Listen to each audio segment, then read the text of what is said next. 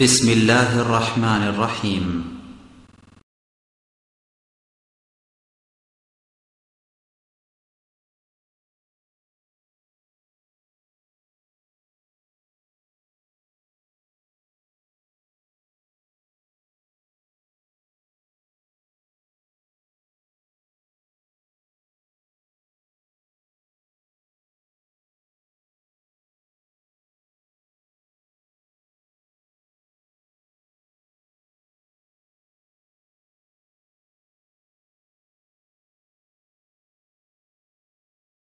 الحمد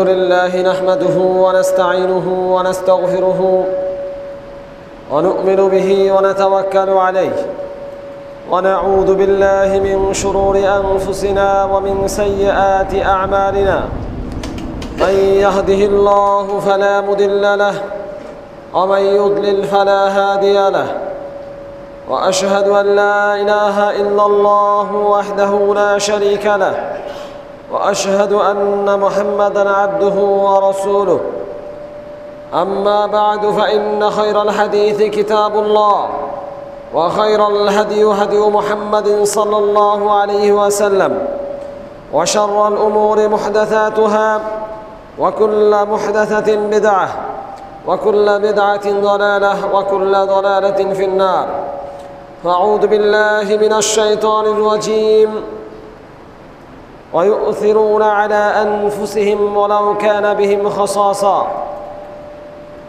وقال الله تعالى في كلامه المجيد فأما من طغى وآثر الحياة الدنيا فإن الجحيم هي المأوى وقال تعالى قد أفلح من تزكى وذكر اسم ربه فصلى بل تؤثرون الحياة الدنيا والآخرة خير وأبقى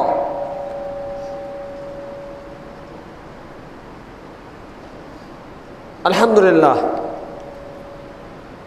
সমস্ত প্রশংসা সমস্ত গুণগান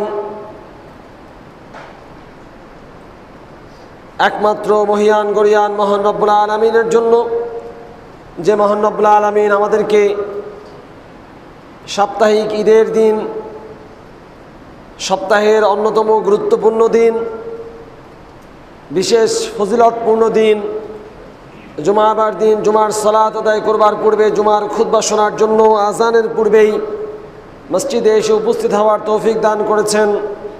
সেই মহান রব্বুল আলামিনের জন্য শুকরিয়া আদায় করছি আলহামদুলিল্লাহ। সালাত ও সালাম পেশ করছি মানবতার মুক্তির দিশারি সকল নবীর সর্বশেষ নবী এবং সর্বশ্রেষ্ঠ নবী, যার অনুসরণ ব্যতীত তার আগমনের পরবর্তী কোনো মানুষের জন্য জান্নাত প্রাপ্তি সম্ভব নয়।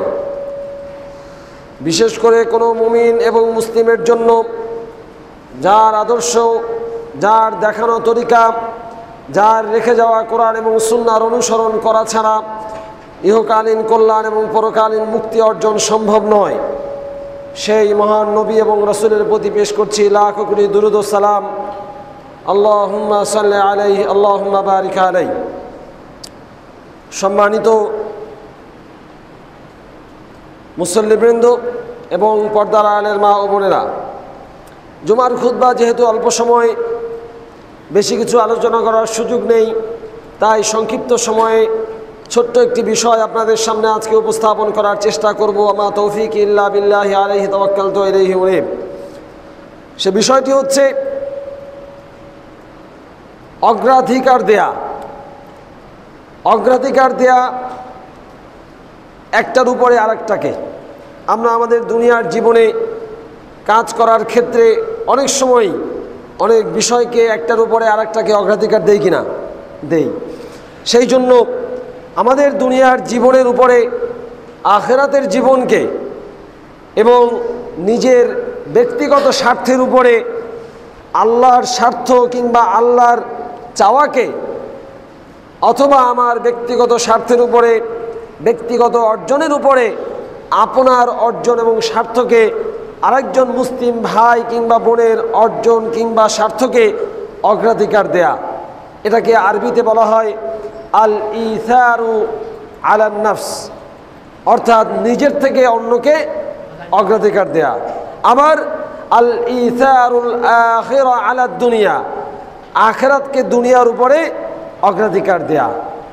বিষয়টা নির্বাচন করেছি, যদিও বিষয় নিয়ে খুব বেশি আলোচনা হয় বলে আমি শুনিনি, সেই জন্য চেয়েছি সবসময় যে গতানুগতিক আলোচনা না করে নতুন কিছু বিষয় আপনাদের সামনে উপস্থাপন করার জন্য। কোরআন এবং হাদিসে অগ্রাধিকার দেওয়ার নীতিমালা বর্ণিত আছে, আছে কি না? আছে। এবং সেই কোরআন এবং হাদিসের নীতিমালা অনুযায়ী আমি আমার জীবনের উপরে আরেকজনের জীবনকে, আমি আমার স্বার্থের উপরে আরেকজনের স্বার্থকে, এই ক্ষণস্থায়ী দুনিয়ার জীবনের উপরে আখিরাতের চিরস্থায়ী জীবনকে কেন অগ্রাধিকার দেব এবং কিভাবে অগ্রাধিকার দেব, এই বিষয়ে আজকের সংক্ষিপ্ত খুতবা উপস্থাপনের চেষ্টা করব। আমা তৌফিক ইল্লা বিল্লাহি আলাইহি তাওয়াক্কালতু ওয়া ইলাইহি উনীব। প্রথমেই বলেছিলাম আমাদের দুনিয়ার জীবন খুব ক্ষণস্থায়ী নাকি চিরস্থায়ী? হ্যাঁ, কুল্লু শাইইন হালিকুন ইল্লা ওয়াজহা, একমাত্র আল্লাহ ছাড়া সব কিছু কি হয়ে যাবে? ধ্বংস হয়ে যাবে। কুল্লু মান আলাইহা ফান ওয়া ইয়াবকা ওয়াজহু রাব্বিকা যুল জালালি ওয়াল ইকরাম, যা কিছু রয়েছে আল্লাহ ছাড়া সব কিছু কি হয়ে যাবে? ধ্বংস হয়ে যাবে। শুধুমাত্র একমাত্র আল্লাহ সুবহানাহু ওয়া তাআলা বাকি থাকবেন।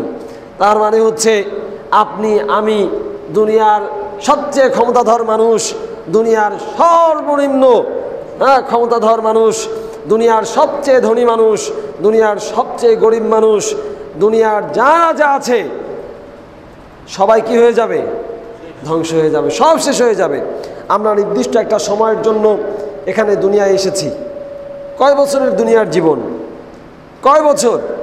বছর তো আর দূরের কথা, আপনার সন্তান হওয়ার পরে সন্তান দিয়েছেন যিনি, তিনি আবার যখন চাইবেন তিনি তখন ফেরত নিয়ে যাবেন। আপনার বয়স হয়েছে, আমরা 30 বছর অতিক্রম করে ফেলেছি, আপনাদের বয়স অনেকের 40, 50, 60-এর কোটা পাড়িয়ে গেছে, কিন্তু কোনো নিশ্চয়তা আমাদের নেই যে আমরা আর কয়দিন বাঁচব। সম্মানিত উপস্থিতি, আমরা খুতবা চলাকালীন সময়ে খুতবার আদব রক্ষা করব। আমি এটা বিনয়ের সাথে বলবো, রাসূলুল্লাহ সাল্লাল্লাহু আলাইহি সাল্লাম যে কথা বলেছেন, রাসূল সাল্লাল্লাহু আলাইহি সাল্লাম বলেছেন, জুমলায় মুতারাজা হিসাবে বলছি, প্রয়োজন হয়েছে তাই। রাসূল সাল্লাল্লাহু আলাইহি সাল্লাম বলেছেন, তোমরা যখন খুতবা শুনবে তখন একজন আরেকজনকে বলবে না আনসিত, চুপ থাকো। একজন কথা বলতেছে, আপনার তো দায়িত্ব যে তোমার ইমাম সাহেবের, খতিব সাহেবের খুতবা শুনবেন, একটু নিশ্চিত করলে তো ভালো হয় নাকি? আপনি আরেক ভাই কথা বলছে, তাকে চুপ থাকতে পর্যন্ত বলতে পারবেন না। চুপ থাকতে বলা কি ভালো কাজ না খারাপ কাজ? ভালো কাজ তো নাকি? আল্লাহ রাসূল সাল্লাল্লাহু আলাইহি সাল্লাম যখন আরাফার ময়দানে খুতবা দিচ্ছিলেন বিদায় হজে, তখন তিনি তার আসওয়া নামক উটের পিঠে বসা, মানুষ তো লক্ষ লক্ষ, লক্ষাধিক মানুষ, তাদের সবার কাছে কথা পৌঁছাতে হবে, এই জন্য সবাইকে কি করতে হবে? চুপ করাতে হবে। রাসূলুল্লাহ সাল্লাল্লাহু আলাইহি সাল্লাম সাহাবীদেরকে উদ্দেশ্য করে বললেন, ইস্তানসিতিন নাস, হে সাহাবারা তোমরা মানুষদেরকে বলো তারা যেন চুপ থাকে। কথা শোনার সময় চুপ থাকতে হবে। এই জন্য খুতবার মধ্যে অন্য যে কোনো কথা বলা তো দূরের কথা, একটা বৈধ কাজ করাও নিষেধ। সেই বৈধ কাজ হচ্ছে একজন কথা বলতেছে, আপনি বলবেন চুপ থাকো। আল্লাহ রাসূল সাল্লাল্লাহু আলাইহি সাল্লাম বলেছেন, কেউ যদি এমনটা করে ফাকাত লাগাওতা, তাহলে সে কি করলো? অন্যায় কাজ করলো, খারাপ কাজ করলো, ভুল কাজ করলো। এটা খাস করে আপনাদের কাউকে বলবো না, অনেকের অভ্যাস না থাকার কারণে হয়ে যায় অনেক সময়। বিশেষ করে যখন খুতবা শুরু হয়ে যাবে তখন কোনো কথা আমরা বলবো না, কথা বলবেন একজন, আমরা শুনবো। হ্যাঁ, একান্ত প্রয়োজন হলে পরে দু একটা কথা হতে পারে, সেটা খতিব সাহেবের সাথে। সেটা কার সাথে? খতিবের সাথে। পারস্পরিক কোনো কথা চলবে না, এটা জায়েজ নয়। তাই আমরা চেষ্টা করব আন্তরিকভাবে খুতবা চলাকালীন সময়ে পারস্পরিক কোনো কথা বলবো না। বলছিলাম একের উপরে অন্যকে অগ্রাধিকার দেওয়ার কথা। এই ক্ষণস্থায়ী দুনিয়ার জীবনে আমরা এমনভাবে জীবনকে উপভোগ করি, এমনভাবে জীবনকে অতিবাহিত করি, মনে করি এই জীবনটা আমার জন্য চিরস্থায়ী। এই জন্য গাড়ি বাড়ি থেকে শুরু করে চাকরি, ব্যবসা, অন্য অন্য দুনিয়ার জীবনকে সুশোভিত করার জন্য, সুসজ্জিত করার জন্য যা যা উপাদান দরকার আমরা সব কিছুরই ব্যবস্থা করছি। এবং আল্লাহ তাআলা নিষেধ করেননি এটা করার জন্য, কিন্তু কোরআনে আল্লাহ তাআলা একাধিক জায়গায় বারবারই বলেছেন ইন্নামাল হায়াতুদ দুনিয়া লাইবুন ওয়া লাহ, এই দুনিয়ার জীবন হচ্ছে খেলতামাশা, খেলার মতো। আপনি খেলা শুরু করেছেন, কতক্ষণ আনন্দ উদযাপন করবেন, খেলা শেষ আবার বাড়িতে ফিরে আসবেন, নাকি মানুষ সারাক্ষণ খেলে? হ্যাঁ, তামাশা যখন করে সামান্য কিছু আনন্দ উপভোগ করে, তামাশা শেষ আনন্দ শেষ। দুনিয়ার জীবন কয়েকটা দিনের জন্য আল্লাহ তাআলা আমাদেরকে পরীক্ষা হিসাবে এখানে পাঠিয়েছেন, আর আমরা এই পরীক্ষার স্টেশনকে মনে করেছি আমার জন্য চিরস্থায়ী জীবন। আমি একটা উদাহরণ প্রায়শই বলি, আজকে যদি আমি কমলাপুর স্টেশনে যাই, আর কমলাপুর স্টেশনে গিয়ে যদি আমি খাতা কম্বল নিয়ে সেখানে আমি যাব, ধরেন আজকে রাজশাহী যাব, কথার কথা রাজশাহীতে যাব, ট্রেন হচ্ছে ধরেন আজকে বিকাল 4টায়, কথার কথা উদাহরণ দিচ্ছি, আমি জানি না কয়টায়, তো 4টায় ট্রেন। আমি সেখানে গিয়ে স্টেশনের মধ্যে আমি খাতা টাতা নিয়ে গেছি এবং এমন আয়োজন করে গেছি যে আমি ওখানে মনে হয় থাকবো। স্টেশনে গিয়ে ওয়েটিং রুমে বসেছি, ওয়েটিং রুমে অনেক মাকড়সার বাসা, রুমটা অপরিচ্ছন্ন এবং লাইট নাই, ফ্যান নাই, অনেক সমস্যা, চেয়ারগুলো ভাঙা, অনেক সমস্যা আছে। আমি কি করলাম, আমি ওই চেয়ারগুলো ঠিক করার জন্য ব্যবস্থা করলাম, আমি রুমটা পরিষ্কার করা শুরু করলাম, পরিষ্কার করে রুমটাকে সাজানো শুরু করলাম। এগুলো যখন আমি করা শুরু করে দিয়েছি, আশেপাশের মানুষ আমাকে বুদ্ধিমান বলবে না বোকা বলবে? হ্যাঁ, বুদ্ধিমান বলবে। কেন বোকা বলবে? আমি তো ভালো কাজ করছি। আপাত দৃষ্টিতে মনে হচ্ছে জিনিসগুলো খারাপ ছিল, আমি সেগুলো ঠিক করছি, আমি সাজাচ্ছি, গুছাচ্ছি, অনেক সুন্দর করে আয়োজন করছি এই রুমটাকে। কিসের জন্য? আমি কয়েকটা ঘন্টা এখানে থাকবো বলে। কয় ঘন্টা? এই আধা ঘন্টা, 1 ঘন্টা, 2 ঘন্টা বড় জোর, আর ট্রেন লেট করলে পরে হয়তো বা আরও কয়েক ঘন্টা। এই কয়েকটা ঘন্টা থাকার জন্য যদি স্টেশনের ওয়েটিং রুম সুন্দরভাবে সুসজ্জিত করা আমার জন্য বোকামি হয়, তাহলে আখিরাতের জীবনের তুলনায় এই দুনিয়ার জীবন কয়েক ঘন্টা মাত্র।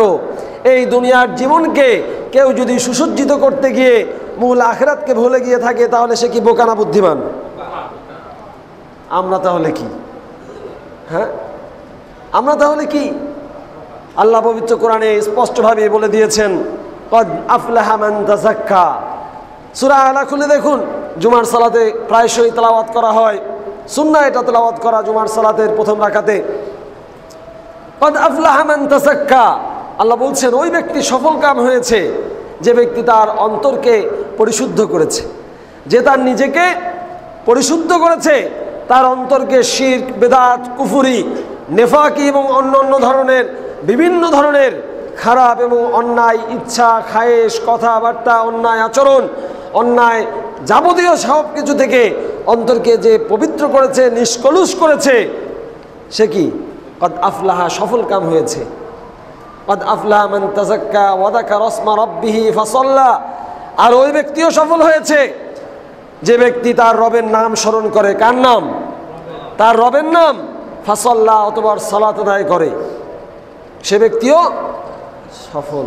এরপরে আল্লাহ বলছেন বাল তুসিরুনাল হায়াতাদ দুনিয়া, কিন্তু তোমরা তো সফলতা কাকে বলে চিনোনি, সফলতা কোথায় তোমরা জানো না, সেই জন্যই বাল তুসিরুনাল হায়াতাদ দুনিয়া, এই দুনিয়ার জীবনকে তোমরা অগ্রাধিকার দিয়েছো। ওয়াল আখিরাতু খায়রু ওয়া আবকা, অথচ ওই আখিরাতের জীবনই হচ্ছে তোমাদের জন্য উত্তম এবং চিরস্থায়ী। কে বলছেন? তাহলে বোঝা গেল কি? এই আয়াতের মাধ্যমে বোঝা গেল এই দুনিয়ার জীবন ক্ষণস্থায়ী, অল্প কয়েকটা মুহূর্তের সমষ্টি মাত্র। ওই রেল স্টেশনে গিয়ে কেউ যদি ওয়েটিং রুম তার নিজের স্থায়ী আবাসভূমি মনে করে, তাহলে ওই ব্যক্তিকে যেমন আমি বোকা বলবো, আমরা সবাই বোকা বলবো। একইভাবে আমার চূড়ান্ত বাড়ি রাজশাহী না গিয়ে আমি যদি ট্রেন স্টেশনকে যেমন আমার স্থায়ী বাড়ি মনে করে সেটাকে সাজানো শুরু করে দিয়েছি, আমার চূড়ান্ত বাড়ি আখিরাত, সেই আখিরাতকে ভুলে গিয়ে যদি আমি দুনিয়ার জীবনকে সাজানো গুছানো নিয়ে ব্যস্ত হয়ে পড়ি, তাহলে ওই স্টেশন সাজানোর লোকটার মতোই আমাকেও বোকা হয়ে যেতে হবে, আমাকেও বোকা হয়ে যেতে হবে। আল্লাহ পবিত্র কোরআনে সূরা নাজিয়াতে আরো স্পষ্ট করে বলেছেন, ফাআম্মা মান তাগা ওয়া আথারাল হায়াতাদ দুনিয়া ফাইন্নাল জাহিমা হিয়াল মাওয়া। ফাআম্মা মান তাগা, অতঃপর যে ব্যক্তি অবাধ্য হলো, যে ব্যক্তি অবাধ্য হলো, অবাধ্য কিসের? আল্লাহ সুবহানাহু ওয়া তাআলার। আল্লাহ যা আদেশ করেছেন তা পালন করলো না, আর আল্লাহ যা নিষেধ করেছেন তা করলো, সে ব্যক্তি আল্লাহর কি হলো? অবাধ্য হলো। যে ব্যক্তি অবাধ্য হলো, বিরুদ্ধাচরণ করলো, আল্লাহদ্রোহী হলো, আল্লাহ বলছেন ওয়া আথারাল হায়াতাদ দুনিয়া, কেউ যদি আল্লাহর বিধানকে অমান্য করে আর আল্লাহর আদেশগুলোকে ভায়োলেট করে, আল্লাহর হারাম করা জিনিসগুলোকে পালন করে, তার পরবর্তী পরিণতি হচ্ছে ফাআতারাল হায়াতাদ দুনিয়া, সে দুনিয়ার জীবনকে অগ্রাধিকার দেওয়া শুরু করবে। এটা আল্লাহর সিকোয়েন্স। আল্লাহ প্রথম বলছেন যে ব্যক্তি অবাধ্য হলো, তারপরে বলছেন ওয়া আথারাল হায়াতাদ দুনিয়া, এই দুনিয়ার জীবনকে অগ্রাধিকার দিল। এর মানে হচ্ছে প্রথমত আপনি আল্লাহর অবাধ্য হবেন, তারপরেই আপনি দুনিয়ার জীবনকে অগ্রাধিকার দেওয়া শুরু করবেন। যে ব্যক্তি দুনিয়ার জীবনকে অগ্রাধিকার দেয় সে ব্যক্তি এর আগে আল্লাহর প্রতি বিদ্রোহ ঘোষণা করেছে। কারণ বিদ্রোহ এভাবেই, আল্লাহ বলছেন দুনিয়া তোমার জন্য পরীক্ষার জায়গা, আর আপনি মনে করেছেন দুনিয়া আপনার জন্য থাকার জায়গা। পরীক্ষার হলে তো আমরা জীবনে কম বেশি সবাই গিয়েছি কিনা? যখন পরীক্ষার হলে যাই তখন কি আমরা বিছনা বেডিং নিয়ে তারপরে যাই নাকি? হ্যাঁ, সব প্রস্তুতি নিয়ে ওখানে থাকবো আজকে কয়েকদিন, পরীক্ষার হলে কয়েকদিন থাকবো, এরকম মনোভাব নিয়ে আমরা যাই কিনা? পরীক্ষার হলে আমরা যাই মাত্র কয়েকটা ঘন্টার জন্য, সেখানে গিয়ে একটা মুহূর্ত কেউ কি অপচয় করে? কোনো বোকাও তো করে না। যে ন্যূনতম পাস করতে চায়, এ প্লাস পাওয়া পরের কথা, ন্যূনতম যে পাস করতে চায় সেও চেষ্টা করে, যতক্ষণ আমি পারি ততক্ষণ আমি লিখবো এবং চেষ্টা করব, এর মাধ্যমে আমি নাজাত পাবো, এর মাধ্যমে আমি সফলতা অর্জন করব, এ প্লাস পাবো অথবা পাস করব, ঠিক কিনা? পরীক্ষার হলে যদি একজন মানুষ স্থায়ীভাবে থাকতে যায় তাকে আমরা কখনো বুদ্ধিমান বলি না, কিন্তু এই দুনিয়ার জীবনটাকে আমরা স্থায়ী হিসাবে নিয়েছি। এই দুনিয়ার জীবন হচ্ছে আসলে একটা পরীক্ষাগার, একটা পরীক্ষা কেন্দ্র। এখানে আল্লাহ তাআলা আমাকে কিছু সিলেবাস দিয়ে পাঠিয়েছেন, এখানে কিছু কর্ম দিয়ে পাঠিয়েছেন, এখানে কিছু আল্লাহ তাআলা ডিউটি দিয়ে পাঠিয়েছেন, দায়িত্ব দিয়ে পাঠিয়েছেন, কর্তব্য দিয়ে পাঠিয়েছেন। আল্লাহ বলেছেন, আল্লাহ রসুলকে উদ্দেশ্য করে রাসূলুল্লাহ সাল্লাল্লাহু আলাইহি ওয়াসাল্লাম বলে দিয়েছেন ফামান তাবিয়া হুদায়া ফালা খাউফুন আলাইহিম ওয়ালা হুম ইয়াহজানুন। এই দুনিয়ার জীবনে আল্লাহ রসুলের দেওয়া সিলেবাস, কার দেওয়া সিলেবাস? আল্লাহ রসুলের দেওয়া সিলেবাস কেউ যদি অনুসরণ করে, আল্লাহ রসুলের দেওয়া হেদায়াত কেউ যদি অনুসরণ করে, আল্লাহর দেওয়া হেদায়াত কেউ যদি অনুসরণ করে, ফালা খাউফুন আলাইহিম ওয়ালা হুম ইয়াহজানুন, আখিরাতের জীবনে তার জন্য কোনো দুশ্চিন্তা নেই, কোনো রকমের ভয় নেই। কাদের জন্য? যে এই পরীক্ষার কেন্দ্রটাকে পরীক্ষার কেন্দ্র মনে করে। আর কেউ যদি পরীক্ষার কেন্দ্রটাকে তার নিজের বাড়ি মনে করে, সে পরীক্ষায় কখনো সফলতা অর্জন করতে পারবে না। আমরা দুনিয়ার জীবনকে অগ্রাধিকার দিয়ে এই দুনিয়ার ক্ষণস্থায়ী জীবনটাকেই চিরস্থায়ী জীবন মনে করে নিয়েছি। এই 50 বছর 60 বছরের জীবনটাকে আমরা চিরস্থায়ী জীবন মনে করে নিয়েছি, অথচ এই দুনিয়ার জীবন মাত্র ক্ষণস্থায়ী কয়েকটা মুহূর্তের জন্য। আমি আজকে এখানে দাঁড়িয়ে খুতবা দিচ্ছি, আমি নিশ্চিত নই এখানে দাঁড়িয়ে আমি খুতবা শেষ করতে পারবো কিনা। আপনি এখানে বসে খুতবা শুনছেন, আপনি নিশ্চিত নন এখানে বসে খুতবা শেষ করে আপনি বাড়িতে জীবিত অবস্থায় যেতে পারবেন না, আপনার লাশ যাবে, নিশ্চিত কিনা? কোনো নিশ্চয়তা আছে? নাই। তাহলে কিসের জন্য এই দুনিয়ার পিছনে লেগে থাকা? কিসের জন্য বলেন তো? শয়তান আপনার সামনে সবসময় এই দুনিয়াকে সুন্দরভাবে উপস্থাপন করে। আল্লাহ তাআলা বলছেন না, যুয়্যিনা লিন-নাসি হুব্বুশ শাহাওয়াতি মিনান নিসাই ওয়াল বানিনা ওয়াল কানাতিরিল মুকান্তারাতি মিনাদ যাহাবি ওয়াল ফিদ্দা ইলা আখিরিল আয়া। এই আয়াতে আল্লাহ তাআলা বলছেন, আল্লাহ নিজে সুশোভিত করে দিয়েছেন, সেটা বলেননি। যুয়্যিনা, সুশোভিত করে দেওয়া হয়েছে, তোমাদের সামনে সুন্দরভাবে উপস্থাপন করা হয়েছে। হ্যাঁ, হুব্বুশ শাহাওয়াতি মিনান নিসা, নারীদের প্রতি কামনাকে, বাসনাকে সুন্দর করে উপস্থাপন করা হয়েছে, সুশোভিত করা হয়েছে। অলবানিন, সন্ততিদের, হ্যাঁ, স্ত্রী সন্তানদের পেয়ে দুনিয়া আমরা মনে করে নিয়েছি এই দুনিয়াই তো আসলে জান্নাত। সন্তানদের সফলতা অর্জন করাতে আমরা দুনিয়ার জীবনে আমাদের সমস্ত জীবন শেষ করে দিচ্ছি, কিন্তু আমার আখিরাতকে আমার মোটেও মনে আসছে না। সম্মানিত উপস্থিতি, তাই বলছিলাম আমাদেরকে সবার আগে সিদ্ধান্ত নিতে হবে, সবার আগে একটা ফার্ম সিদ্ধান্ত, একটা শক্ত এবং স্থায়ী সিদ্ধান্ত নিতে হবে। সেটা হচ্ছে এই দুনিয়ার জীবন ক্ষণস্থায়ী না চিরস্থায়ী? যদি ক্ষণস্থায়ী হয়, তাহলে এই দুনিয়ার জীবনকে আমি অগ্রাধিকার দেব নাকি আখিরাতের চিরস্থায়ী জীবনকে অগ্রাধিকার দেব? You have to first take this decision. সবার আগে আপনাকে এই ডিসিশনটা নিতে হবে যে এই দুনিয়ার জীবন আখিরাতের উপরে অগ্রাধিকার পাবে না আখিরাতের জীবন দুনিয়ার উপরে অগ্রাধিকার পাবে। যে আখিরাতে বিশ্বাস করে না তার ব্যাপারে আমার কোনো কথা নেই আপাতত। যে আখিরাতে বিশ্বাস করে না, আমি তো আখিরাতে বিশ্বাস করি কি না? হ্যাঁ, আখিরাতে বিশ্বাস করি। তো যেহেতু আখিরাতে বিশ্বাস করি, অতএব আমি কবরের আযাবকে বিশ্বাস করি, কবরের সওয়াল জবাবকে বিশ্বাস করি, কিয়ামতের মাঠে হিসাব নিকাশকে আমি বিশ্বাস করি, তারপরে জান্নাত জাহান্নামকে আমি বিশ্বাস করি। তাই যেহেতু আমি এগুলো সব বিশ্বাস করি, আমার জন্য ওয়াজিব হয়ে গিয়েছে দুনিয়ার জীবনের থেকে আখিরাতের জীবনকে অগ্রাধিকার দেয়া। আর যদি কেউ দুনিয়ার জীবনকে আখিরাতের জীবনের উপরে অগ্রাধিকার দেই, দুনিয়ার জীবনকে যদি অগ্রাধিকার দেই, সুনিশ্চিতভাবে জেনে রাখবেন সে ব্যর্থ হবে, সে আখিরাতে ব্যর্থ হবে, সে জাহান্নামে যাবে। আল্লাহ তাআলা পবিত্র কোরআনে সূরা আল হাশরের 9 নম্বর আয়াতে আনসার সাহাবীদের প্রসঙ্গে একটি আয়াত অবতীর্ণ করেছেন। সেটা ব্যক্তিগত ক্ষেত্রে একজন আরেকজনকে অগ্রাধিকার দেওয়ার ব্যাপার আমি একটু পরেই বলছি। আমার আলোচনার প্রথম পার্ট হচ্ছে দুনিয়ার জীবনের উপরে আখিরাতকে অগ্রাধিকার দেয়া। কেউ যদি দুনিয়ার জীবনকে অগ্রাধিকার দেয়, তাহলে আমি বললাম এবং কোরআন এবং হাদিস সেই কথা সাক্ষ্য দেয়, সে ব্যর্থ হবে।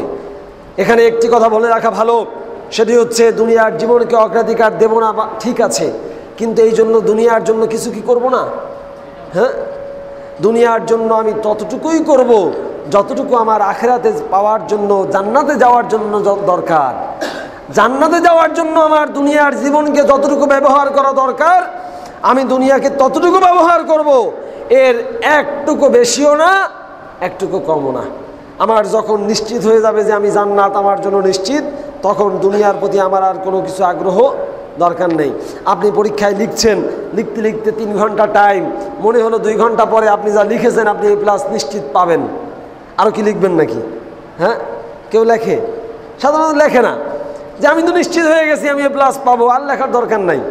এরকম আপনি যদি নিশ্চিত হতে পারেন যে আপনার জান্নাত নিশ্চিত, তাহলে আপনি দুনিয়ার পিছনে দৌড়ান। আর যদি জান্নাত নিশ্চিত না হয়, তাহলে আপনি কখনোই দুনিয়ার পিছনে লেগে থাকতে পারেন না। প্রিয় ভাইয়েরা আমার, উসিবি নাফসি ওয়া ইয়াকুম, আমি আমার নিজেকে সহ আপনাদেরকে নসিহাত করছি। আর দুনিয়া হুলওয়াতুন খাদিরাতুন, এই দুনিয়া হচ্ছে রাসূল সাল্লাল্লাহু আলাইহি সাল্লাম বলেছেন সুমিষ্ট এবং সুন্দর সুশোভিত। এগুলো আমাদের সামনে আকর্ষণীয় করে উপস্থাপন করা হয়েছে। দেখবেন দুনিয়ার বিভিন্ন ঘর বাড়ি, যানবাহন, এগুলো আল্লাহ তাআলা এই আয়াতে বলে দিয়েছেন।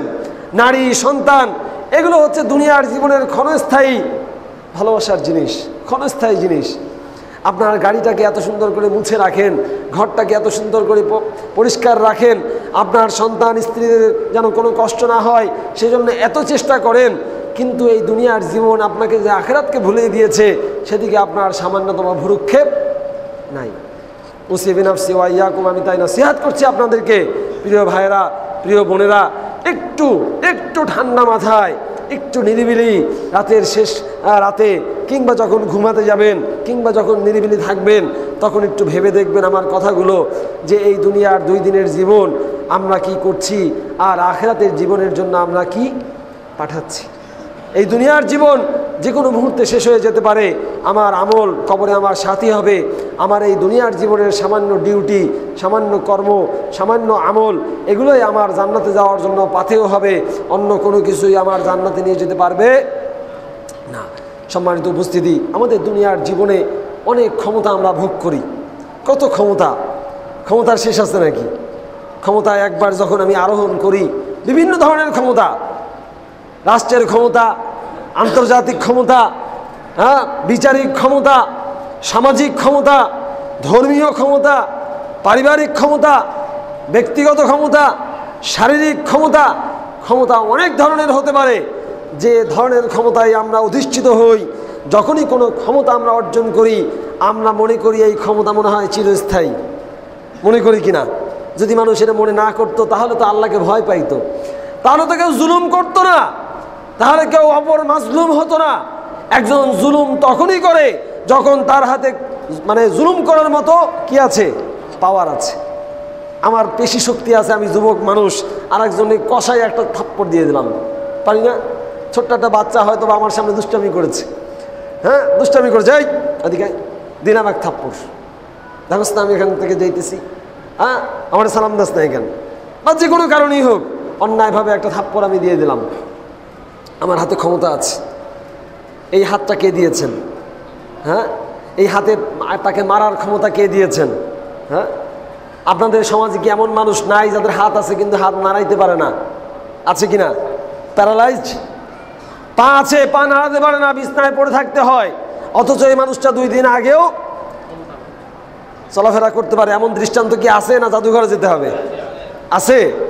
যদি থেকে থাকে তাহলে আপনারা দেখবেন একটু চিন্তা করে, যে আল্লাহ আপনাকে এই হাত দিয়ে অন্যকে মারার ক্ষমতা দিয়েছে, যে আল্লাহ আপনাকে এই মুখ দিয়ে অন্যকে ধমক দেওয়ার ক্ষমতা দিয়েছে, যে আল্লাহ আপনাকে অন্যকে শাসন করবার ক্ষমতা দিয়েছে, অন্যকে বাঁচাবার এবং কিংবা মারবার ক্ষমতা দিয়েছে, বাঁচানো এবং মারা মানে হচ্ছে অন্যায়ভাবে জুলুম করার ক্ষমতা দিয়েছে, সেই আল্লাহ মুহূর্তের মধ্যে আপনার এই পেশি শক্তিকে কেড়ে নিতে পারেন কিনা? হ্যাঁ অনেক প্রসিডিউর মেনটেন করে মনে হয় আল্লাহর আসতে হবে আপনার হাতের ক্ষমতা নেওয়ার জন্য, নাকি? অনেক প্রসিডিউর, অনেক কষ্ট হবে মনে হয় আল্লাহর। মুখটা দিয়ে আপনি আরেকজনকে গালি দিচ্ছেন এই দুনিয়ার জীবনের জন্য, স্রেফ আপনার রাগ ঝাড়ার জন্য, আপনার ক্ষমতা দেখানোর জন্য। আপনি নেতা হয়েছেন, আপনি ক্ষমতাবান হয়েছেন, আপনি অফিসের বস হয়েছেন, আপনি প্রতিষ্ঠানের প্রধান হয়েছেন, আপনি কমিটির সভাপতি হয়েছেন, সে যেখানেই থাকুক না কেন আপনার হাতে কিছু ক্ষমতা আল্লাহ তাআলা দিয়েছেন, কিছু দায়িত্ব দেওয়ার কারণে এই ক্ষমতাগুলো এসেছে। আপনি যদি এই দায়িত্বগুলো সঠিকভাবে পালন না করেন তার মানে হচ্ছে আপনার আখিরাত ধ্বংস করলেন নিজের হাতে, নিজের হাতে ধ্বংস করলেন। আর এই দুনিয়ার সামান্য 2 দিনের ক্ষমতা, আপনি এই হয়েছেন সেই হয়েছেন, কিন্তু ভাই মৃত্যুর পরে আপনার এই ক্ষমতা কোনো কাজে আসবে? কোনো কাজে আসবে? কোনোই কাজে আসবে না। আপনি যত বড়ই নেতা হন, যত বড়ই যা কিছু হন, দুনিয়ার সবচেয়ে ধনী মানুষকে এই চীনের একটা প্রতিষ্ঠান গতকালকে মনে হয় না পরশুদিন একটা তালিকা করেছে, বিশ্বের সবচেয়ে ধনী মানুষের তালিকা, বিশ্বের সবচেয়ে ধনী মানুষের তালিকা। তার মধ্যে 1 নম্বরে বিল গেটস, নাম শুনেছেন? মাইক্রোসফটের বিল গেটস। হ্যাঁ ওয়ারেন বাফেট আছে মেক্সিকোর একজন টেলিকম কোম্পানির ব্যবসায়ী, তার সাথে বিল গেটসের ওঠানামা হয়। কয়দিন আগে হয় ওয়ারেন বাফেট, কয়দিন পরে ওয়ারেন বাফেট না সরি আরেকজন কার্লোস লুইস হেলুম, বেশি সম্ভব মেক্সিকান টেলিকম কোম্পানির একজন মালিক। ওয়ারেন বাফেট হচ্ছে অন্য ফিল্ডের, আফওয়ান। কার্লোস হেলুম এবং এই যে বিল গেটস, দুইজনের মধ্যে ওঠানামা হয় কার কত বেশি সম্পদ। কালকে ব্যাপারে পড়লাম না, আজকেই পড়লাম সকালবেলা, বিল গেটসের সম্পত্তির পরিমাণ হচ্ছে 8,000 কত জানো, 8,000 কত কোটি ডলার। আর 2,500 মানুষের এই চায়নার কোম্পানিটা, চায়নার সংস্থারা তালিকা করেছে বিশ্বের সবচেয়ে ধনীদের তালিকা। তার মধ্যে বাংলাদেশের একজন আছে 1600 কত নম্বর সিরিয়াল, 1600 কত নম্বর সিরিয়াল বাংলাদেশের একজন স্থান পেয়েছে। এই প্রথম কোনো বাংলাদেশি বিশ্বের সেরা ধনীদের তালিকার মধ্যে ঢুকেছে। নাম বললে আপনারা সবাই চিনবেন, আমার নাম বলা উদ্দেশ্য না, আমি বুঝাতে যাচ্ছি এটা ওই লোকের নাকি 100 কোটির উপরে টাকা, 100 কোটি ডলারের উপরে সম্পদ, 100 কোটি ডলারের উপরে সম্পদ। বাংলাদেশের নাগরিক, বাংলাদেশের খুব পরিচিত মানুষ, নাম বললে সবাই চিনবেন। হ্যাঁ আমি নাম বলছি না। প্রিয় ভাইরা, এই যে ধরেন হাজার হাজার কোটি টাকা, হাজার হাজার কোটি ডলার, এই যে লোক ধরেন 120 কোটি ডলারের মালিক, 120 কোটি ডলারের মালিক, এই লোকটা মারা যাবে, যখন মারা যাবে কিনা, হ্যাঁ এই লোকটা যখন মারা যাবে আল্লাহর পক্ষ থেকে যখন তার হায়াত শেষের ঘোষণা চলে আসবে, এই লোকটাকে যে কবর দেওয়া হবে সেই কবরে কয়টা ডলার দিয়ে দেওয়া হবে? কয় ডলার? কাপড়টা কোথার থেকে বানিয়ে আনা হবে? কাফনের কাপড়। সওয়াল জবাবের সময় এই 120 কোটি ডলার কিছু মুনকার নাকিরের ঘুষ দিয়ে দেওয়া যাবে তো নাকি? হ্যাঁ মুনকার নাকির আসবে, কিছু ডলার তারা এখানে দিয়ে দিলে, কিছু ঘুষ টুস দিয়ে দিল মুনকার নাকিরকে, চলবে? দুনিয়ার জীবনে অনেক দাপট দেখিয়েছেন, দুনিয়ার জীবনে লক্ষ কোটি টাকা উপার্জন করেছেন, বিশ্বের সেরা ধনীদের তালিকায় আপনার নাম ঢুকে গেছে, কিন্তু এই লক্ষ কোটি ডলার টাকা আপনার সামান্য পরিমাণ কোনো উপকার করতে পারবে না যদি না এগুলো আল্লাহর সন্তুষ্টির জন্য আপনি ব্যয় না করেন। সম্মানিত উপস্থিতি, তাই বলছিলাম আপনার পকেটে 2 টাকা আছে, আপনি 2 টাকার থেকে 1 টাকা দান করলেন, মানে কি 50% দান করলেন। কত পার্সেন্ট? 50%। আমার পকেটে 100 টাকা আছে, আমি 10 টাকা দান করেছি, কয় পার্সেন্ট দান করলাম? 10%। টাকার সংখ্যায় তো আমারটা বেশি, টাকার পরিমাণে কি আমারটা বেশি না? 10 টাকা, আপনি 1 টাকা দান করেছেন, তাহলে সব কার বেশি হবে? আমারই তো বেশি হওয়ার কথা। হ্যাঁ, আমার বেশি হবে। যার 2 টাকা আছে সে 1 টাকা দান করেছে, তার মানে হচ্ছে তার সম্পত্তির অর্ধেক দান করেছে। আমার 100 টাকা আছে, আমি 10 টাকা দান করেছি, এর মানে হচ্ছে আমার পুরো মালিক যে টাকার, সেই টাকা আমি 10 ভাগ দান করেছি মাত্র। তাহলে তার থেকে আমি মিনিমাম 40 ভাগ নিচে আছি। আল্লাহ পার্সেন্টেজ হিসাবে আপনাকে মার্কস দিবেন, পরিমাণ আল্লাহ তাআলা দেখবেন না। এই জন্য আল্লাহ তাআলা সূরা মুলকের 2 নম্বর আয়াতে স্পষ্ট করে বলে দিয়েছেন, আল্লাযী খলাকাল মাউতা ওয়াল হায়াতা লিয়াবলুয়াকুম আইয়ুকুম আহসানু আমালা। এই যে জীবন, এই যে মৃত্যু, এই যে জীবন এবং মৃত্যুর মাঝখানে কয়েকটা দিনের হায়াত, কয়েকটা দিনের জীবন, এই জীবনটাকে আল্লাহ কেন বানিয়েছেন জানেন? আল্লাহ তাআলা দেখতে চান আইয়ুকুম আহসানু আমালা, তোমাদের মধ্যে সবচেয়ে ভালো আমল কে করে, তোমাদের মধ্যে সবচেয়ে ভালো আমল কে করে। ভালো আমলের ব্যাখ্যা দিয়েছেন ইমাম ইবনে তাইমিয়া রাহিমাহুল্লাহ, তার মাজমুউল ফতোয়ার মধ্যে উল্লেখ করেছেন। বিখ্যাত ফকিহ এবং আলেম আল ফুজাইল ইবনে ইয়াজের একটি উক্তি, তিনি এই আয়াতের ব্যাখ্যায় বলেছেন, আহসানু আমালা আই আসওয়াবুহু ওয়া আখলাসুহু। ওই আমলই আল্লাহর কাছে সর্বোত্তম আমল, যে আমল একমাত্র আল্লাহর জন্য করা হয় আর একমাত্র রাসূলুল্লাহ সাল্লাল্লাহু আলাইহি ওয়াসাল্লামের দেখানো তরিকা মোতাবেক করা হয়। আল্লাহ তাআলা এখানে বলেন নাই আইয়ুকুম আকসারু আমালা, তোমাদের মধ্যে সবচেয়ে বেশি বেশি কাজ কে করে তাদেরটা আল্লাহ তাআলা দেখবেন, এটা বলেছেন নাকি? হ্যাঁ, আল্লাহ বলছেন নাকি যে এতগুলো সওয়াব নিয়ে আসো, তাহলে পরে আমি তোমাদের জান্নাত দিয়ে দেব? মিজানের পাল্লায় সামান্য সামান্য আমল অনেক ভারী হয়ে দেখা দেবে। সেই বুখারীর শেষ হাদিস আপনারা তো জানেন, কালিমাতানে খাফিফাতানে আলাল লিসান সাকিলাতানে ফিল মিজান, হ্যাঁ, হাবিবাতান ইলার রহমান, শব্দ আগে পরে হয়ে গেছে, যে 2টি শব্দ মাত্র আল্লাহর কাছে খুবই প্রিয়, মিজানের পাল্লায় খুবই ভারী, কিন্তু জবানে খুবই হালকা। সুবহানাল্লাহি ওয়া বিহামদিহি সুবহানাল্লাহিল আযীম। চিন্তা করেন তো, আল্লাহ তো এই কথা বলেন নাই যে 5 ওয়াক্ত সালাত আদায় করলে পরে মিজানের পাল্লা এত ভারী হয়ে যাবে। সুনিশ্চিতভাবে সালাতের অনেক মূল্য আছে এবং অনেক ভারী হবে, এই কথা ঠিক, কিন্তু আল্লাহ তো ওই দোয়ার মতো বলেন নাই। এই জন্য ছোট ছোট আমল, এই দুনিয়ার জীবন যেহেতু কম, এই দুনিয়ার কম জীবনের মধ্যে, ছোট্ট জীবনের মধ্যে ছোট ছোট আমল করে আমরা এই দুনিয়ার জীবনকে কাজে লাগাতে পারি এবং এই দুনিয়ার জীবনে ব্যবহার করে আমরা আখিরাতকে অর্জন করতে পারি। সম্মানিত উপস্থিতি, বলছিলাম এই দুনিয়ার জীবনের থেকে আখিরাতের জীবনকে অগ্রাধিকার দেওয়ার কথা। আপনার সম্মান, আপনার সম্পত্তি, আপনার মর্যাদা, আপনার মান, আপনার নাম, যশ, খ্যাতি, যাই দুনিয়ার বুকে আছে না কেন, আপনি যদি সেগুলো আল্লাহর সন্তুষ্টির জন্য ব্যবহার করতে না পারেন, তাহলে আপনার আমার উভয়ের জন্য কি? ধ্বংস।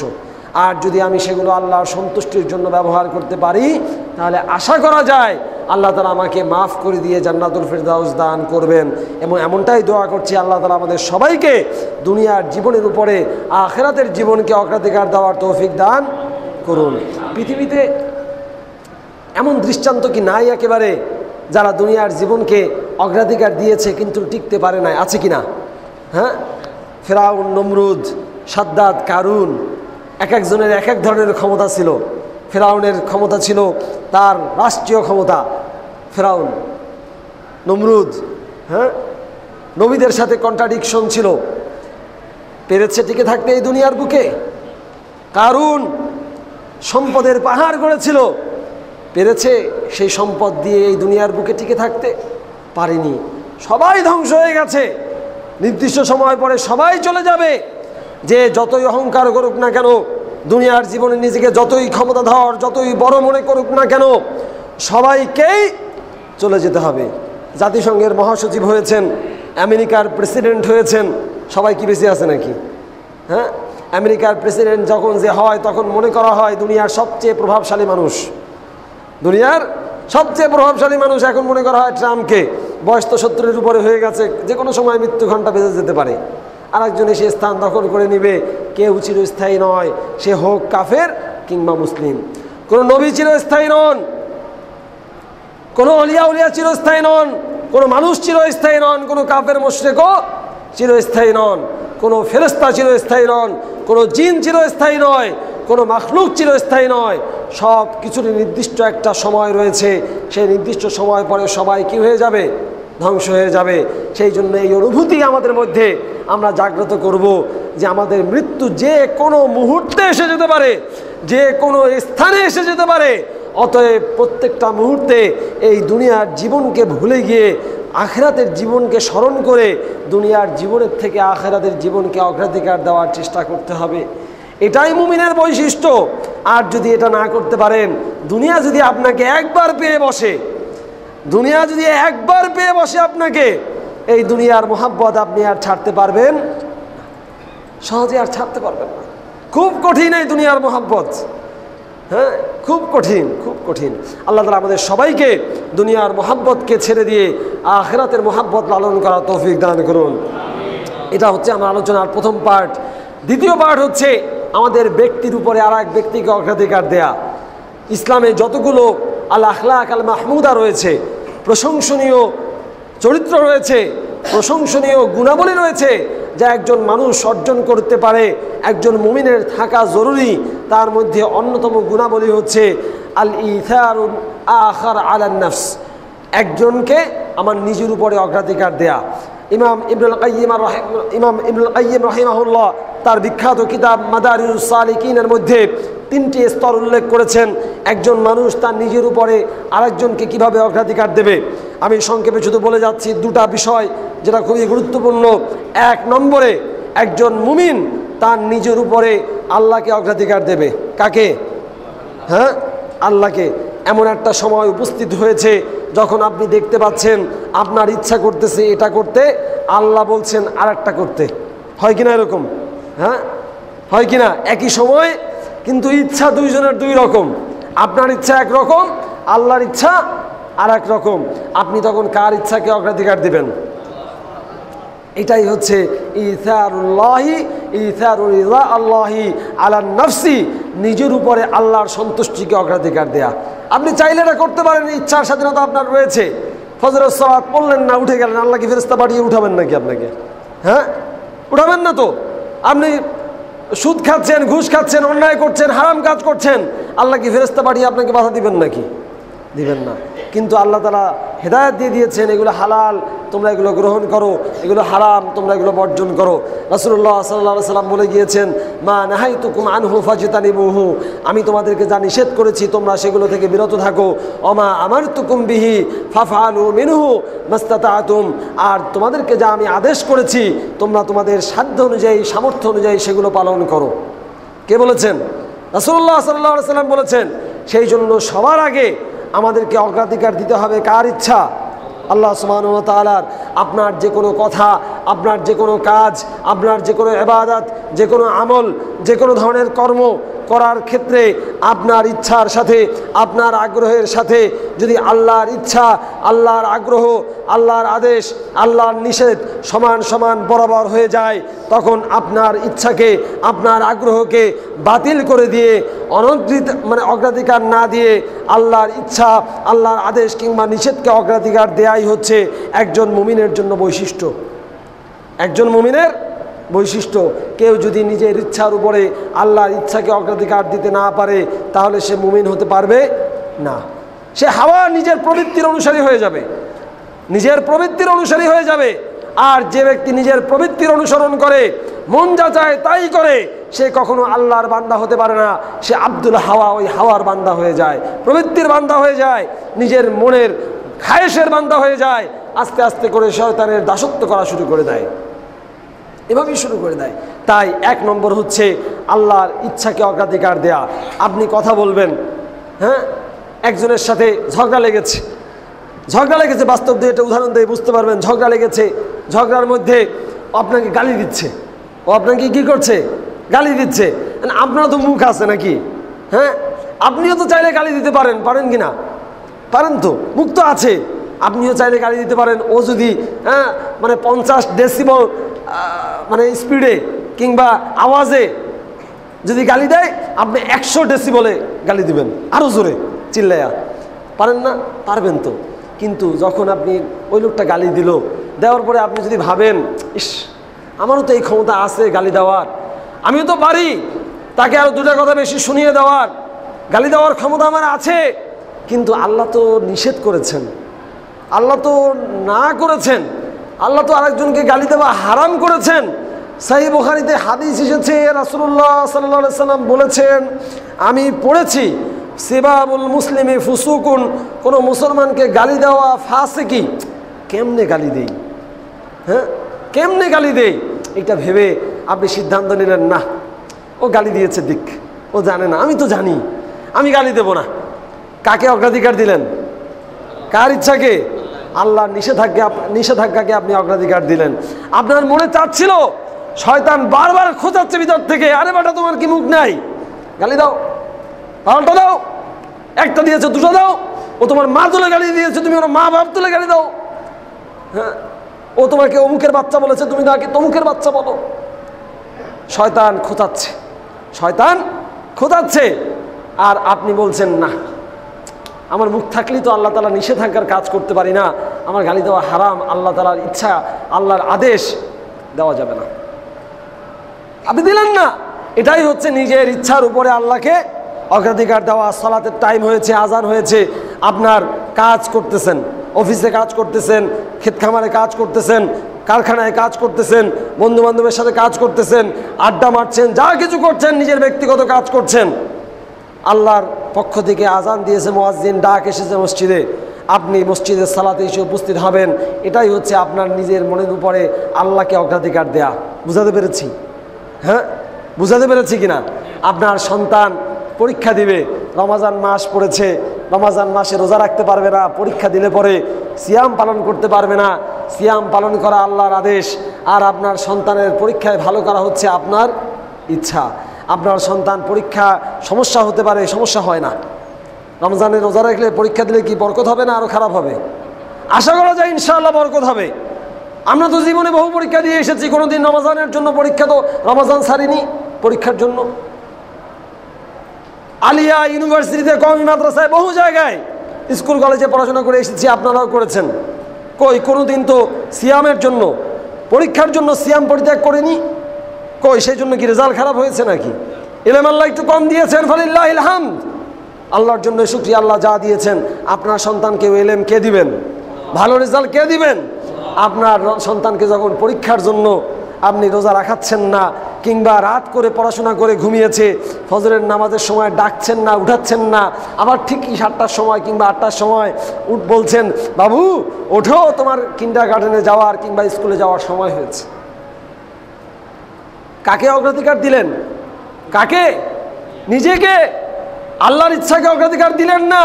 আপনার সন্তানকে ফজরের সালাতে ডাকার সাহস আপনার নেই, কারণ সন্তানের ঘুম কম হয়ে যাবে।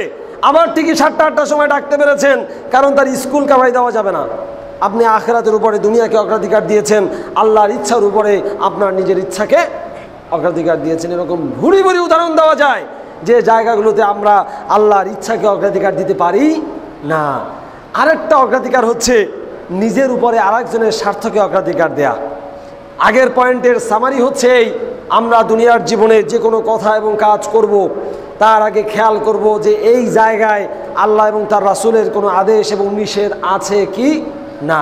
যদি থাকে তাহলে আল্লাহ এবং তার রাসূলের আদেশ নিষেধ অগ্রাধিকার পাবে, আমার আদেশ নিষেধ অগ্রাধিকার পাবে না, আমার ইচ্ছা অগ্রাধিকার পাবে না।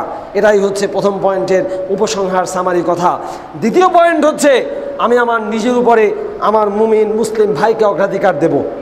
আমার নিজের উপরে আরেকজন মুসলিম ভাইকে অগ্রাধিকার দেব। সেটা কিভাবে? সেটা অনেকভাবে হতে পারে, অনেকভাবে। আমি দু একটা উদাহরণ দেই। রাসূলুল্লাহ সাল্লাল্লাহু আলাইহি সাল্লাম বলেছেন, সহিহ হাদিস, তুআমুল ওয়াহিদি কাফিল ইথনাইন, তুআমুল ওয়াহিদি কাফিল ইথনাইন। একজন মানুষের খাবার দুইজনের জন্য যথেষ্ট। আপনি একা আছেন, হঠাৎ করে একজন মেহমান চলে আসছে, হঠাৎ করে আপনার বন্ধু চলে আসছে, হঠাৎ করে কোনো আত্মীয় চলে আসছে, হঠাৎ করে কোনো ভিখারি চলে এসেছে, হঠাৎ করে কোনো পথের পথিক চলে এসেছে যার খাবার নাই, আসতে পারে না, এসেছে, আপনার একার খাবার আছে 1 প্লেট, ওই 1 প্লেটই আপনার হয় না, 1 প্লেটেই আপনার হয় না, লাগে 2 প্লেট, 1 প্লেট আছে। আপনি কি করবেন? কোনো মতে সাইড করে তাকে একটু বারান্দা থেকেই বিদায় দিয়ে কোনো মতে আমি পেট পুরে খেয়ে নেই। হলো না, পরীক্ষায় ফেল। রাসূলুল্লাহ সাল্লাল্লাহু আলাইহি ওয়াসাল্লাম বলেছেন, তুআমুল ওয়াহিদি কাফিল ইতনাইন, একজনের খাবার দুইজনের জন্য যথেষ্ট। বাংলায় একটা কথা আছে না, যদি হয় শরীদ তাহলে এক বিছনায় 9 জন, কথার কথা। আর যদি হয় শত্রু তাহলে এক বিছনায় একজনও হয় না। ঠিক আছে, এটা হচ্ছে বাস্তবতা। যে আপনি যদি চান দেখবেন বন্ধু বান্ধব মিলিয়ে এক বিছনায় 2 জন থাকার কথা, সেখানে 5 জন ঘুমিয়ে গেছে। আর যদি আপনি না চান তাহলে বলবেন না ভাই আমার ঘুমে সমস্যা হয়, থাকা যাবে না, আর এক জায়গায় দেখেন হোটেল আছে না, হোটেলে গিয়ে থাকেন। দুনিয়ার জীবন আমরা করি, উসিবে নাফসি ওয়াইয়াকুম, আমরাও হয়তো করে ফেলেছি, আল্লাহ তাআলা মাফ করুক আমাদেরকে। সেই জন্য প্রিয় ভাইরা, ওই যে বললাম খাবারের ক্ষেত্রে আরেকজন আপনার কাছে ভিক্ষা করেছে, আরে ভাই যে আপনার কাছে হাত পেতেছে তার তো বাড়ি গাড়ি নাই। যদি বাড়ি গাড়ি থাকতো তাহলে আপনার কাছে হাত পাততো না। আপনার কাছে 100 টাকা 500 টাকা 1000 টাকা চায় না। যে আপনার সামনে হাত পেতেছে, মসজিদের বারান্দায় বসে আছে, কিংবা গাড়িতে উঠে আপনার কাছে 2-4 পয়সা চেয়েছে, যে লোকটার পা নেই, যে লোকটার হাত নেই, দেখতে পাচ্ছেন আপনার চোখের সামনে, আপনার পকেটে টাকা আছে, 5টা টাকা 10টা টাকা দিতে আপনার বাধে না। জানি জমি লিখে দিচ্ছেন, বাড়ি লিখে দিচ্ছেন, গাড়ি লিখে দিচ্ছেন। হ্যাঁ, কি জন্য রে ভাই? কি জন্য? নিজের উপরে একটু অগ্রাধিকার দেওয়া যায় না? ও তো চায় না যে আপনার পকেটে যা আছে দিয়ে দেন, তাই চেয়েছে, চাইনি। আপনি আপনার কাছে শুধুমাত্র 2-4 পয়সা ভিক্ষা চেয়েছে, একটু একবেলা খেতে চেয়েছে, একটা দিন ঘুমাতে চেয়েছে, আপনি দিতে পারেন না। আপনি আবার দাবি করেন রাসূলের খুব কি বলে আশেক। আমরা আশেক বলি না, এটা ইসলামী পরিভাষা নয়, আমরা বলি রাসূলের মুহিব। রাসূলের ভালোবাসার দাবি করেন কিভাবে? রাসূল সাল্লাল্লাহু আলাইহি ওয়াসাল্লামের হিজরতের ঘটনা আপনারা তো জানেন সবাই। একটা ঘটনা বলি আমি, আমার বক্তব্য খুতবায় টানবো। প্রথম খুতবা, রাসূলুল্লাহ সাল্লাল্লাহু আলাইহি ওয়াসাল্লাম যখন হিজরত করে মক্কা থেকে মদিনায় গেলেন, সাহাবারাও গিয়েছিলেন, তাই না? সাহাবারাও গিয়েছিলেন। যাওয়ার পরে যখন মদিনায় গেলেন, মদিনায় যাওয়ার পরে সবাই তো নতুন, মক্কা থেকে কিছুই নিয়ে যেতে পারেন নাই, শুধু তার নিজের যে চোপড়টা ছিল আর 2-একটা যানবাহন ছিল, এগুলো নিয়ে প্রায় 450 মাইল 500 মাইল পাড়ি দিয়ে মক্কা থেকে মদিনায় গিয়েছেন। আপনারা যারা হজ করতে গিয়েছেন কিংবা মক্কা মদিনা সফর করেছেন তারা দেখেছেন, এখন তো সৌদি সরকার রাস্তা করে দিয়েছে, হাইওয়ে, এত সুন্দর রাস্তা, ভলভো গাড়ি, এসি গাড়ি, মনেই হবে না আপনি কোথায় চলছেন, বিমানে না স্থলে, আকাশে না জমিনে, টের পাবেন না, ব্যবস্থা হয়ে গেছে। অথচ রাসূল সাল্লাল্লাহু আলাইহি সাল্লাম এবং তার সাহাবারা এই যে পাহাড়, যাওয়ার সময় দেখবেন 2 পাশের যে পাহাড়গুলো, আমি যখন আলহামদুলিল্লাহ লা ফাখর মানে জাস্ট অভিজ্ঞতাটা শেয়ার করছি, যখন গিয়েছিলাম দেখেছি, বারবার শুধু অন্তরের ভিতরে এইটাই প্রশ্ন জেগেছে, আজকে এই এসি গাড়িতে বসে, ভলভো গাড়িতে বসে কত আরামে মক্কা থেকে মদিনায় যাচ্ছি, অথচ রাসূলুল্লাহ সাল্লাল্লাহু আলাইহি সাল্লাম এবং তার সাহাবারা এই পাহাড়গুলো পাড়ি দিয়ে, এই পাথরের পাহাড়গুলো পাড়ি দিয়ে, তারপরে কত কষ্ট করে এই মরুভূমির ভিতর দিয়ে, পানি নাই, খাবার নাই, কত কষ্ট স্বীকার করে তারা হিজরত করে মদিনায় গিয়েছেন। আল্লাহু আকবার! আমরা তো কল্পনা করতে পারবো না, কল্পনা না, ওই রোদে আপনি 10 মিনিট দাঁড়িয়ে থাকতে পারবেন না, এভাবে ছিল। যাওয়ার পরে মদিনার মুহাজির যারা আনসার ভাইরা ছিলেন, তাদের সাথে মুহাজির যারা হিজরত করে গেছেন তাদের সম্পর্কের দিকে একটা নজর দেই। একদিন রাসূলুল্লাহ সাল্লাল্লাহু আলাইহি ওয়াসাল্লাম যখন হিজরত করে ওখানে যাওয়ার পরে মক্কার যারা আনসার ভাইরা ছিলেন তাদের সম্পত্তি যাদের বেশি ছিল মুহাজির ভাইদের জন্য দিয়ে দিয়েছে। এমনকি যাদের স্ত্রী, একাধিক স্ত্রী ছিল, একজনকে তালাক দিয়ে দিয়েছেন যাতে করে তার মুহাজির ভাই তাকে বিবাহ করতে পারে। এগুলো তো অনেক উচ্চ মার্গের ব্যাপার, আমাদের দেশে এগুলো চলে না, আমাদের দেশে নাকি এগুলো বলা যায় না, আমাদের দেশে এগুলো বলা যাবে না, কারণ এগুলো অনেক উচ্চমার্গের ব্যাপার। সামান্য কয়েকটা কথা বলি। একদিন রাসূল সাল্লাল্লাহু আলাইহি ওয়াসাল্লামের কাছে এসে এক সাহাবী, এক লোক আসলেন, একটা লোক, অপরিচিত লোক এসে বললেন, ইয়া রাসূলুল্লাহ, আমাকে একটু মেহমানদারি করান, আমার খাবার দাবার নেই। তখন রাসূল সাল্লাল্লাহু আলাইহি ওয়াসাল্লাম তার ঘরে পাঠালেন তার স্ত্রীদের কাছে যে দেখো ঘরে কিছু খাবার দাবারের ব্যবস্থা আছে কিনা। ঘরে জিজ্ঞাসা করলেন রাসূল সাল্লাল্লাহু আলাইহি ওয়াসাল্লাম। জিজ্ঞাসা করার পরে উম্মাহাতুল মুমিনিন তার স্ত্রীগণ বললেন, ইয়া রাসূলুল্লাহ, কিছুই নাই পানি ছাড়া, কিছুই নাই পানি ছাড়া। অন্য হাদিসে মা আয়েশা রাদিয়াল্লাহু তাআলা বলছেন রাসূলুল্লাহ সাল্লাল্লাহু আলাইহি ওয়াসাল্লাম তার জীবন অতিবাহিত করে দিয়েছেন, অথচ এমনও দিন গিয়েছে, মাস গিয়েছে, তার ঘরে আগুন জ্বলেনি। কার ঘরে? রাসূল সাল্লাল্লাহু আলাইহি ওয়াসাল্লামের ঘরে নিজেকে অগ্রাধিকার দিয়েছেন। ওই হাদিসের শেষেই আল্লাহ মা আয়েশা বলছেন, এটা এই জন্য না যে আমাদের কিছু খাবার ছিল না বা সম্পদ ছিল না, ব্যাপারটা আসলে তা ছিল না সব সময়। আসলে ব্যাপারটা ছিল এরকম যে আমরা নিজেদের উপরে অন্যদেরকে অগ্রাধিকার দিতাম। রাসূলের কাছে কোনো কিছু আসলে পরে সারা সাথে সাথে রাসূল সেটাকে বন্টন করে দিয়ে দিতেন। সকালে পাহাড় হয়েছে সম্পদের, সন্ধ্যাবেলা খালি, সন্ধ্যাবেলা খালি। আর আমরা তো মাশাআল্লাহ যত পারি জমাই, খালি জমাও যা আছে। ওই যে আল্লাহ রাসূল সাল্লাল্লাহু আলাইহি ওয়াসাল্লাম আরেক হাদিসে বলেছেন যে দুনিয়ার জীবনে খালি জমায়, খালি জমায়। যখন দান করতে বলে আমার সম্পদ দান করা যাবে না। আবার যখন মৃত্যুর সময় চলে আসে তখন বলে এই ওইটা অমুককে দিয়ে দাও, এই ওইটা অমুকের, অমুক বাড়িটা অমুকের, অমুক ফ্ল্যাটটা অমুকের, অমুক গাড়িটা অমুকের। মৃত্যু দেখতেছে চলে আসছে, এখন একটু দিয়ে যাই, দান সদকা করে যাই। রাসূলুল্লাহ সাল্লাল্লাহু আলাইহি ওয়াসাল্লাম বলেছেন চলবে না, চলবে না।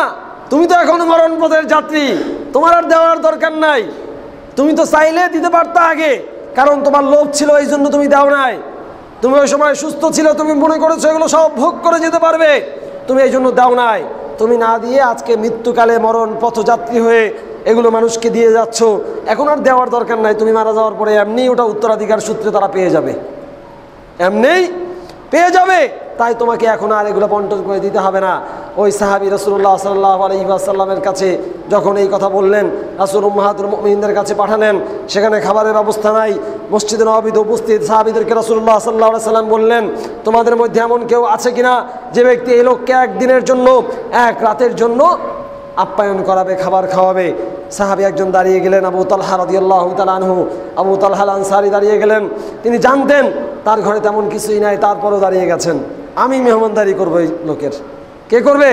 আবু তালহা রাদিয়াল্লাহু তাআলা আনহু। তিনি দাঁড়িয়ে গিয়ে চলে গেলেন তার স্ত্রীর কাছে, বাড়িতে গিয়ে স্ত্রীকে বললেন বাড়িতে কিছু আছে কিনা খাবার দাবারের জন্য। তিনি বললেন তেমন কিছুই নাই, আমার সন্তানদের জন্য আর নিজের জন্য কিছু আছে। তখন আল্লাহ রাসূল সাল্লাল্লাহু আলাইহি ওয়াসাল্লাম এই আবু তালহা রাদিয়াল্লাহু তাআলা আনহু বললেন, তুমি একটা কাজ করো, তুমি এমন একটা পলিসি করো যাতে করে ওই মেহমান বুঝতে না পারে যে আমরা না খেয়ে আছি, আমরা না খেয়ে আছি এটা যেন বুঝতে না পারে। তুমি বাতি নিভিয়ে এমনভাবে একটা অভিনয়ের মতো করো যাতে করে সে বুঝতে পারে যে আমরা খেয়েছি, তারপরে তাকে আমরা খাওয়াবো, যাতে সে বুঝতে পারে যে আমরাও খেয়েছি, সেও খেয়েছে। যেহেতু আমরা খাই নাই এটা যদি বুঝতে পারে তাহলে সে খাবে না, সেই জন্য এমন একটা আয়োজন করে তাকে খাওয়ালেন। খাওয়ানোর পরে এই ঘটনার সাথে সাথে জিবরিলের মাধ্যমে রাসূলুল্লাহ সাল্লাল্লাহু আলাইহি সাল্লামকে জানিয়ে দেওয়া হয়েছে।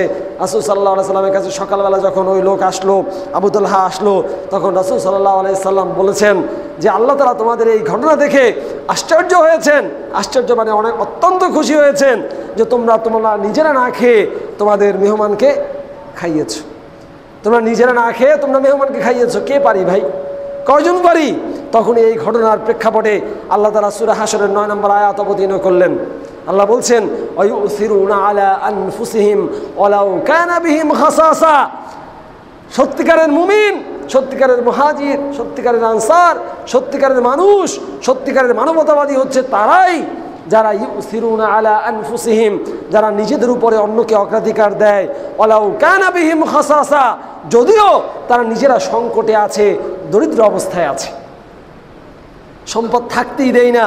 তারপরে যদি আবু তালহার মতো অবস্থা হইতো যে ঘরে বউ আছে আর ঘরে কোনো খাবার নাই, তাহলে পরে মেহমান যদি নিয়ে যায় আমার বউ কি করবে?